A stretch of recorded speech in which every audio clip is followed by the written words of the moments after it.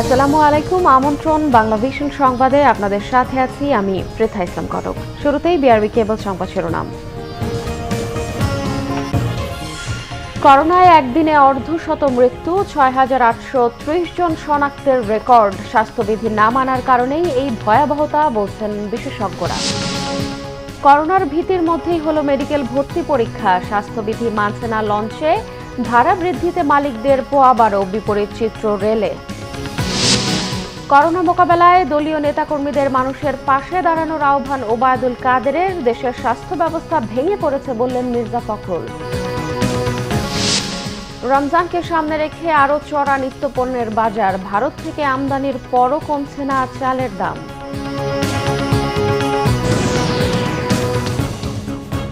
দেখছিলেন বিআরবি কেবল সংবাদ শিরোনাম, এবারে বিস্তারিত। দেশে করোনায় আরও 50 জনের মৃত্যু হয়েছে, আবারও শনাক্তের রেকর্ড। একদিনে শনাক্ত হয়েছে ৬,৮৩০ জন। জনস্বাস্থ্য বিশেষজ্ঞদের মতে স্বাস্থ্যবিধি না মানায় সংক্রমণ দ্রুত বাড়ছে। ভিড় জনসমাগম নিয়ন্ত্রণে কঠোর পদক্ষেপ চান তারা। ৩৯১তম দিনে এসে করোনার রূপ আরও ভয়ঙ্কর।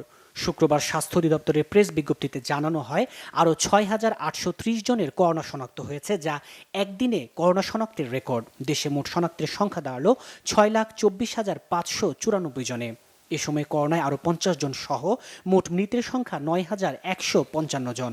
২৪ ঘন্টায় সুস্থ হয়েছেন ২,৪৭৩ জন। সুস্থতার মোট সংখ্যা দাঁড়ালো ৫,৪৭,৪১১ জন।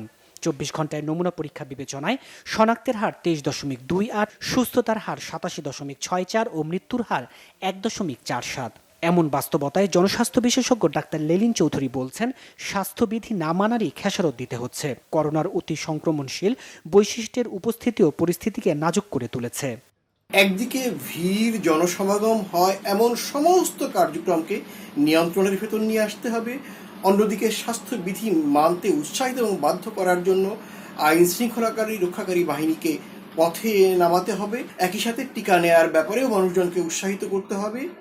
আমরা এখন যে পর্যায়ে রয়েছি, সরকারের পক্ষ থেকে কঠোর হওয়া ভিন্ন অন্য কোনো পথ কিন্তু খোলা নাই।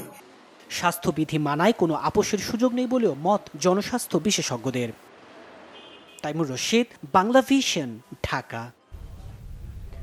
করোনা ভাইরাসে আক্রান্ত হয়েছেন স্বাস্থ্য ও পরিবার কল্যাণ মন্ত্রণালয়ের স্বাস্থ্যসেবা বিভাগের সচিব মোহাম্মদ আব্দুল মান্নান। তাকে শুক্রবার রাজধানীর শেখ রাসেল গ্যাস্ট্রোলিভার হাসপাতালে ভর্তি করা হয়েছে। স্বাস্থ্য মন্ত্রণালয়ের সূত্র গণমাধ্যমকে এই তথ্য জানিয়েছে। গত ২৮ জানুয়ারি বঙ্গবন্ধু শেখ মুজিব মেডিকেল বিশ্ববিদ্যালয়ে করোনার টিকা নিয়েছিলেন আব্দুল মান্নান। গত বছর স্বাস্থ্যসেবা বিভাগের সচিব হিসেবে নিয়োগ পান মোহাম্মদ আব্দুল মান্নান। এর আগে তিনি ভূমি সংস্কার বোর্ডের চেয়ারম্যান ছিলেন। দায়িত্ব নেওয়ার কিছুদিন পরে করোনা ভাইরাসে আক্রান্ত হয়ে মারা যান তার সহধর্মিণী কামরুন নাহার। করোনার উচ্চ সংক্রমণ পরিস্থিতিতে যখন জনসমাগম সহ সবকিছুতেই সীমিত থাকার আহ্বান, স্বাস্থ্যবিধি মানার তাগিদ, এমন একটা সময়ে গতকাল অনুষ্ঠিত হলো মেডিকেল কলেজ ভর্তি পরীক্ষা। বেশিরভাগ শিক্ষার্থী অভিভাবকের মধ্যে ছিল এ নিয়ে অস্বস্তি, এমনকি আতঙ্ক। আবার পরীক্ষাটা হয়ে যাওয়ায় স্বস্তিও প্রকাশ করেছেন অনেকেই। করোনা সংক্রমণের হার বাড়ছে দিন দিন। দেশের সকল শিক্ষা প্রতিষ্ঠানে ক্লাস পরীক্ষা বন্ধ, স্থগিত রয়েছে সকল নিয়োগ পরীক্ষাও। সবকিছুই যখন বন্ধ, তখন নেওয়া হলো মেডিকেল কলেজে ভর্তি পরীক্ষা। মহামারীর সময়ে সবাইকে যখন স্বাস্থ্যবিধি মেনে চলতে বলা হচ্ছে, তখন পরীক্ষা কেন্দ্রের বাইরে সামাজিক দূরত্ব মেনে চলার নমুনা। সকালে হুড়োহুড়ি করে কেন্দ্রে ঢোকার চেষ্টা স্বাভাবিক সময়ের মতোই। সকাল 10টার পরীক্ষায় অংশ নিতে 8টা থেকেই লাইনে দাঁড়িয়ে শিক্ষার্থীরা, কিন্তু অল্প জায়গায় এত শিক্ষার্থীর লাইন কত দূর নেওয়া যায়, তাই সেখানেও দূরত্বটা মানা সম্ভব হয়নি। পরীক্ষার্থীরা বলেন, খুব ঝুঁকি নিয়ে তারা কেন্দ্রে এসেছেন। এখানেও স্বাস্থ্য ঝুঁকিটা আরও বেশি, তবে কারো কারো শিক্ষা জীবনে পিছিয়ে যাওয়ার আশঙ্কাও রয়েছে। ঝুঁকিপূর্ণ ফিল করতেছি, কারণ এখানে অনেক লোকজন আছে, প্রচুর ক্রাউড। ঝুঁকির মধ্যে তো পরীক্ষা, যেহেতু ডেট ফালাইছে তো আমাদের পরীক্ষা দিতেই হবে। এরকম সিচুয়েশনে এসে পরীক্ষা দিবে শারীরিকভাবে, কিন্তু আবার পরীক্ষা হচ্ছে, এটা ভালো যে মানে সব কিছু কতদিন ধরে অচল হয়ে আছে। একটা ঝুলন্ত অবস্থা থেকে অন্তত আমরা রেহাই পাবো। শিক্ষাবর্ষ তো পিছিয়ে যাইতেছে। বাইরে অপেক্ষারত অভিভাবকরাও উদ্বিগ্ন।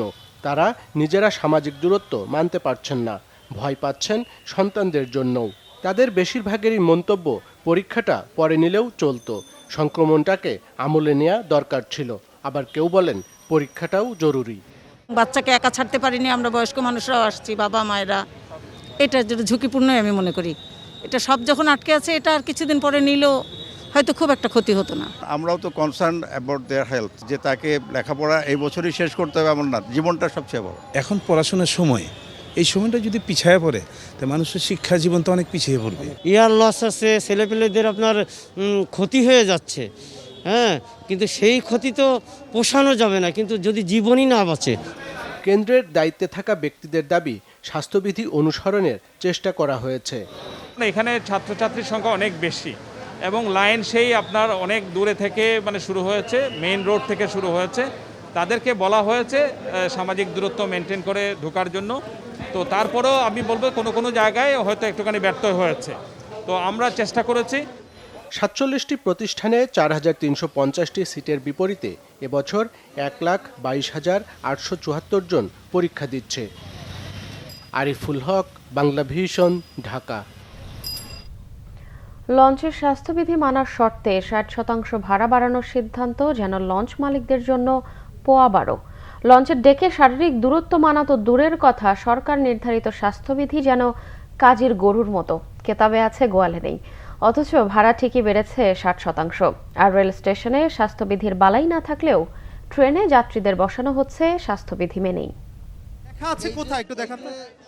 আমরা এখানে দাগ দিয়ে এই যে কি দেখানো যাবে আমাকে যে আপনি কোথাও এই দাগ কি সকালে দিয়েছেন? জি জি, এখানে কোনটা সকালের দাগ দেয়া কোনটা? এই যে দাগ আছে, এই যে ওখানে দেখেন, ওই যে দাগগুলো দেওয়া। স্বাস্থ্যবিধি কার্যকরের প্রমাণ দেখানোর সীমাহীন চেষ্টা এমকে শিপিং লাইন্সের এই কর্মকর্তার। আমাদের হ্যান্ড শাওয়ার প্লাস মাস্ক ব্যবহার করা এবং সবাইকে নিরাপদ দূরত্ব বজায় রেখে বসার জন্য নির্দেশনা দেওয়া হচ্ছে। আপনারা এটা মেইনটেইন করার জন্য কি ব্যবস্থা নিচ্ছেন? মেইনটেইন তো আমরা করতে আছি, আমরা তো জোরালোভাবে করতেছি, তাদেরকে সবাইকে বলতে আছি যে আপনারা সামাজিক দূরত্ব বজায় চলেন। আপনাদের বলছি না। অথচ মুখে যা বললেন, বাস্তবতা তার ঠিক উল্টো। স্বাস্থ্যবিধি মানার কোনো চিহ্নই নেই লঞ্চটিতে। একজন আনসার এসেও চেষ্টা করলেন নিরাপদ দূরত্বে যাত্রী বহনের জন্য তাদের উদ্যোগ প্রমাণের। এটা আমাদের আসলে সকাল থেকে আমরা ওই যে ডেকে দাগ দিয়ে যাত্রী নির্ধারণ যে জায়গাটা, স্পেসটা বাড়াইয়ার মানে ফাঁকা রেখে বসানোর জন্য আমরা আমাদের আনসার সদস্য যারা আছে তারা কাজ করতেছে। হ্যাঁ, দাগ দেওয়া আছে, কিন্তু ওই যে যাত্রীদের চাদর বিছানোর কারণে দাগগুলো দেখা যাচ্ছে না। স্বাস্থ্যবিধি মেনে লঞ্চে যাত্রী বহনের নির্দেশনা থাকলেও সদরঘাটের কোনো লঞ্চেই নেই সেই বিধি মানার প্রবণতা। ডেকে গাদাগাদি করে মানুষ বসেছে ঠিক আগের মতোই, অথচ করোনার অজুহাতে কম যাত্রী নিতে বাড়ানো হয়েছে ভাড়া। নৌপরিবহন মন্ত্রণালয় থেকে নির্দেশনা দেওয়া হয়েছে প্রতিটি লঞ্চের ডেকে 50% যাত্রী বহন করবে, কিন্তু লঞ্চগুলো পরিদর্শন করে দেখা গেছে সেই নিয়ম মানার কোনো বালাই নেই এসব লঞ্চে। আগের মতোই বহন করা হচ্ছে যাত্রী, কিন্তু অতিরিক্ত ভাড়া আদায়ের ক্ষেত্রে কিন্তু তৎপর রয়েছেন এইসব লঞ্চের মালিকরা। বিপরীত চিত্র ট্রেন স্টেশনে। ট্রেনে পাশের সিট খালি রেখে স্বাস্থ্যবিধি মানা হচ্ছে ঠিকঠাক, তবে কমলাপুর ট্রেনের কাউন্টারে নেই স্বাস্থ্যবিধি মানার বালাই। গায়ে গা ঘেঁষে টিকিটের জন্য অপেক্ষায় অসংখ্য মানুষ। ঠেলা ঠেলি করে এর ভিতরে কাউন্টার সব বন্ধ। স্বাভাবিক দূরত্ব কেমনে মেনটেন হইব? আপনার কাউন্টার হলো দুইটা, স্বাভাবিক দূরত্ব কেমনে হইব? এটা আমাদের পক্ষে ভেতরে এবং কি বাইরে সব জায়গায় আমাদের সচেতনতা 100% করা দরকার। বাট এখানে আসার পরে সিটের যে সামাজিক দূরত্ব, এটা খুব ভালো লাগছে। পাশাপাশি জীবাণুনাশক ছেটাতে ব্যস্ত এখানকার কর্মীরা, আর মাস্ক ব্যবহারে উৎসাহিত করে বিরতিহীনভাবে চলছে মাইকিং। ট্রেনে যাত্রীর সংখ্যা অর্ধেক করা হলেও ভাড়া বাড়ানো হয়নি। মুহিবুল্লাহ মুহিব, বাংলা ভিশন, ঢাকা। করোনা পরিস্থিতি আরও খারাপের দিকে যাওয়ায় শঙ্কা প্রকাশ করেছেন আওয়ামী লীগের সাধারণ সম্পাদক ওবায়দুল কাদের। স্বাস্থ্যবিধি মেনে জনগণের পাশে দাঁড়াতে নেতাকর্মীদের প্রতি আহ্বান জানান তিনি। শুক্রবার বঙ্গবন্ধু অ্যাভিনিউয়ে দলের কেন্দ্রীয় কার্যালয়ে মহানগর দক্ষিণ আওয়ামী লীগে আয়োজিত দোয়া ও মিলাদ মাহফিলে ভার্চুয়ালি যুক্ত হয়ে আহ্বান জানান তিনি। আওয়ামী লীগের কেন্দ্রীয় কার্যালয়ের ব্যবস্থাপক ও প্রধানমন্ত্রীর সাবেক ব্যক্তিগত কর্মকর্তা সদ্য প্রয়াত মোহাম্মদ শাহজাহানের আত্মার মাগফিরাত কামনায় এ দোয়া ও মিলাদ মাহফিলের আয়োজন করা হয়। অনুষ্ঠানে ওবায়দুল কাদের দলের পরীক্ষিত কর্মীদের মূল্যায়নের উপর জোর দেন। সংক্রমণ ও মৃত্যুতে যাবৎকালে সব রেকর্ড ইতিমধ্যে ভেঙে গেছে। সামনের দিন আরো ভয়াবহ হবে কিনা বলা মুশকিল। যে সিমটম বোঝা যাচ্ছে যে খারাপ দিকেই এর গতি প্রকৃতি। সারা বাংলাদেশে ক্যাম্পেইন করবে জনগণের মধ্যে, যাতে তারা মাস্ক বাধ্যতামূলকভাবে পরে এবং স্বাস্থ্যবিধি মেনে চলে। বিএনপি মহাসচিব মির্জা ফখরুল ইসলাম আলমগীর বলেছেন, করোনা পরিস্থিতি নিয়ে আতঙ্কে জনগণ, দেশের স্বাস্থ্যসেবা ভেঙে পড়েছে বলেও মন্তব্য করেন তিনি। শুক্রবার এক ভার্চুয়াল সংবাদ সম্মেলনে এসব মন্তব্য করেন বিএনপি মহাসচিব। চাল, ডাল, তেল সহ সকল পণ্যের মূল্য আকাশচুম্বী, অথচ কৃষক তাদের উৎপাদিত পণ্যের ন্যায্য মূল্য পাচ্ছে না। শ্রমিক ন্যায্য মজুরি হতে বঞ্চিত হচ্ছে। স্বাস্থ্য ব্যবস্থা একেবারে ভেঙে পড়েছে। কোভিড-19 করোনা ভাইরাস মোকাবেলায় কোন কার্যকরী ব্যবস্থা নিতে সরকার সম্পূর্ণভাবে ব্যর্থ হয়েছে। এবারের করোনা আক্রমণ ইতিমধ্যে সেই সত্যকে জনগণের সামনে আতঙ্কের সঙ্গে তুলে ধরেছে। শিক্ষা ব্যবস্থা উন্নয়ন উপযোগিত নয়, উপরন্তু শিক্ষিত বেকার তৈরি করছে। সামগ্রিকভাবে এই বেআইনি সরকার বাংলাদেশকে একটা ব্যর্থ রাষ্ট্রে পরিণত করতে চলেছে। ভারতীয় চালের পর্যাপ্ত আমদানি সত্ত্বেও এখনো কমেনি দাম। রাজধানীর বাজারগুলোতে সব ধরনের চাল বিক্রি হচ্ছে আগের বাড়তি দামেই। আমদানি কম হওয়ায় কিছুটা বেড়েছে সবজি ও মাছের দাম। রমজানকে সামনে রেখে বাজার মনিটরিং এর দাবি ক্রেতাদের। পবিত্র রমজানকে সামনে রেখে দ্রব্যমূল্যের ঊর্ধ্বগতিতে জনসাধারণের নাভিশ্বাস থাকে, এটি প্রতি বছরের দেশের নিয়মিত চিত্র। তবে এবারে নিত্য প্রয়োজনীয় কয়েকটি পণ্যের দাম আরও আগে থেকেই বাড়তি। চালের বাজারে অস্থিতিশীল অবস্থা কয়েক মাস ধরেই। পরিস্থিতি সামাল দিতে ভারত থেকে চাল আমদানির অনুমতি দেয় সরকার, কিন্তু বাজারে এর প্রভাব পড়েনি। মিনিকেট চালের দাম প্রকারভেদে ৬২ থেকে ৬৫ টাকা। নাজির শাইল বিক্রি হচ্ছে ৬৫ থেকে ৬৭ টাকা। আর সবচেয়ে মোটা বিয়ার ২৮ চাল কিনতেও গুনতে হবে কেজি প্রতি ৫৪ টাকা। সরকার যাদেরকে দিচ্ছে ওরা ওইভাবে ওই পরিমাণে আনে, ক্রাইসিস দেখে আনি, তারা বিক্রি করে। যদি একসাথে চলে আসতো বা একটা হইতো, তাহলে বাজারটা একটা ডাউন খেত বা কমতো। রমজানে অতি প্রয়োজনীয় ছোলার দাম বাড়েনি। সব বাজারে এটি মিলছে ৭০ টাকা কেজিতে। তবে কমেনি ভোজ্য তেলের বাড়তি দাম। প্রতি বছরের এই সময়টাতে নদ নদী খালবিলের পানি কমে যাওয়ায় মাছের সরবরাহে ঘাটতি থাকে। এবারও তার ব্যতিক্রম নয়। সব ধরনের স্বাদু পানির মাছের দাম বেড়েছে কেজিতে ৩০ থেকে ৪০ টাকা পর্যন্ত। সেই সাথে কিছুটা বেড়েছে সবজির দামও। রাজধানীর কয়েকটি বাজার ঘুরে দামের একই চিত্র দেখা যায়।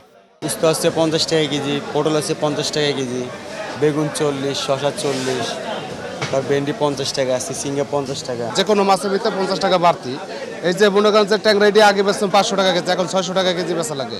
আমাদের ৫৫০ কেনা ৫৫০ টাকা কেজি বেশি। দাম তো মেলাই, আর অ্যাভেলেবেল মাছ নাই। মাংসের বাজারে অস্থিতিশীল অবস্থা কাটেনি। ব্রয়লার মুরগি ১৬৫ আর গরুর মাংসের কেজি ৫৮০ টাকা। ক্রেতা সাধারণের দাবি নিয়মিত বাজার পর্যবেক্ষণের।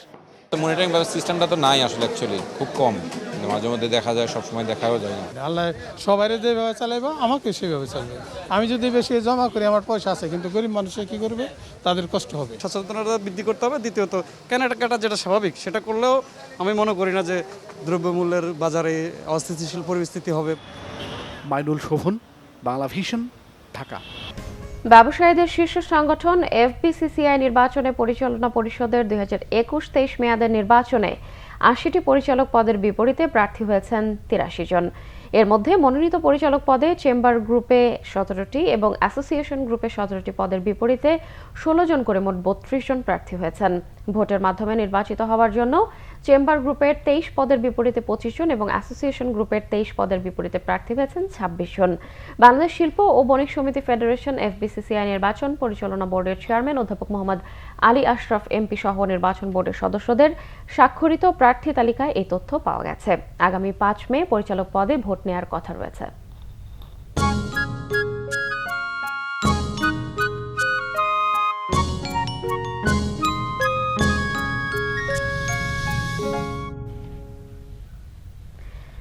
যে কোনো সময় বন্ধ ঘোষণা হতে পারে এমন আশঙ্কা নিয়ে অমর একুশে গ্রন্থমেলায় শুক্রবার দর্শক সমাগম ছিল চোখে পড়ার মতো। ছুটির দিন হওয়ায় ছোটদের নিয়েও এসেছিলেন অনেকেই। খ্যাতিমান লেখকদের পাশাপাশি নতুনদের বইও সাড়া ফেলেছে এবারের বইমেলায়। করোনা সংক্রমণ বেড়ে যাওয়ায় জাতীয় কমিটির সুপারিশ রয়েছে অমর ২১ গ্রন্থমেলা বন্ধ করে দেয়ার। সেই খবরে পর্দা নামতে পারে মেলার অনেকেই এসেছিলেন এমন আশঙ্কা মাথায় নিয়েই। লেখক, পাঠক ও প্রকাশকদের এই মিলন মেলায় একটু ঝুঁকি নিয়েও এসেছেন অনেকে। বইমেলায় আসা যাদের অভ্যাস বা নেশা, তাদের যে ঘরে থাকা দায়। আসলে একদম যখন ছোট তখন আব্বু আম্মু মেলা নিয়ে আসতো, তো তখন থেকে আর কি মেলার প্রতি একটা ভালোবাসা। নতুন বই নিজে খুলে একটুখানি পড়ে বুঝে কিনাটা এটার অভিজ্ঞতা পুরো অন্যরকম। লেখক আসলে সবাই পাগল হয়ে যেত, অটোগ্রাফ নিতে হবে, ওই জিনিসটা একটু মিস করতেছি। পাঠক দর্শনার্থীদের অনেকেই এসেছিলেন শিশুদের নিয়ে। আমার সবচেয়ে পছন্দের একটাও বই কিনছে, সেটা হচ্ছে এলসা। ওরা তো হচ্ছে এলসা 1 এলসা 2 মিলা আছে। বইটা আমার খুব ভালো লাগছে। আরও অনেক বই কিনেছি। আমি আমার বাবা, আম্মু, নানি, আপু আর আমি আসি। প্রতি বছর আমি মাস্ক ছাড়া মেলায় আসি, এবার আমি মাস্ক পরতে হয়, জন্য আমার ভালো লাগে। মাস্ক ছাড়াই বই মেলায় আসতে ইচ্ছা। ছুটির দিন হওয়ায় নিজের বইয়ের খোঁজ খবর নিতে অনেক লেখকই এদিন ছিলেন মেলা প্রাঙ্গণে। এবারের বইমেলায় আমার দুটি বই প্রকাশিত হয়েছে। একটি হলো কিশোর কবিতার স্বপ্ন উড়াই সকাল দুপুর, আরেকটি ঘুমোঘোর। মূলত এটি শিশুদেরকে নিয়ে লেখা একটি উপন্যাস হলেও এটি আসলে বড়দেরও উপন্যাস, কারণ শিশুরা কেমন করে দেখে জানে সেটি অন্তত একটুখানি হলেও বড়দেরকে ভাবতে হয়তো সাহায্য করবে। এটা মূল চরিত্র হলো আমাদের প্রধানমন্ত্রী শেখ হাসিনা, এবং শেখ হাসিনা যে প্রেক্ষাপটে বাংলাদেশের রাজনীতি এসেছিলেন সেই ইতিহাস থেকে শুরু করে বর্তমান পর্যন্ত তার যে রাজনৈতিক উত্থান এবং পতন, সমস্ত ইতিহাসটা এখানে কবিতা আকারে এসেছে। কিভাবে লাইভে দাঁড়িয়ে যখন আমি কথা বলছি তখন যে কথাগুলো বলছি সেইখানে কতটুকু বিষয়ের সঙ্গে যাচ্ছে বা বাড়তি কোনো কিছু বলছি কিনা, সেই বিষয়গুলো ধরে ধরে ধরে ধরে আলোচনা করেছি আমার এই বইটাতে। অস্তপারের উদয়বেলা, এই বইটিতে প্রেম, বিরহ, ছন্দে তুলে ধরার চেষ্টা করেছি। আর্থিক লোকসান নিয়ে ভাবলেও জনস্বাস্থ্য বিবেচনায় মেলার ব্যাপারে যে কোনো সিদ্ধান্ত মেনে নিতে রাজি প্রকাশকদের অনেকেই। মিরাজ হোসেন গাজী, বাংলা ভিশন, ঢাকা। সংবাদ শেষ করব বিআরবি কেবল শিরোনামগুলো আরও একবার জানিয়ে। করোনায় একদিনে অর্ধশত মৃত্যু, ৬,৮৩০ জন শনাক্তের রেকর্ড। স্বাস্থ্যবিধি না মানার কারণেই এই ভয়াবহতা বলছেন বিশেষজ্ঞরা। করোনা ভীতির মধ্যেই হলো মেডিকেল ভর্তি পরীক্ষা। স্বাস্থ্যবিধি মানছে না লঞ্চে, ভাড়া বৃদ্ধিতে মালিকদের পোয়াবারও বিপরীত চিত্র রেলে। করোনা মোকাবেলায় দলীয় নেতাকর্মীদের মানুষের পাশে দাঁড়ানোর আহ্বান ওবায়দুল কাদেরের। দেশের স্বাস্থ্য ব্যবস্থা ভেঙে পড়েছে বলেছেন মির্জা ফখরুল। রমজানকে সামনে রেখে আরও চড়া নিত্যপণ্যের বাজার। ভারত থেকে আমদানির পরও কমছে না চালের দাম।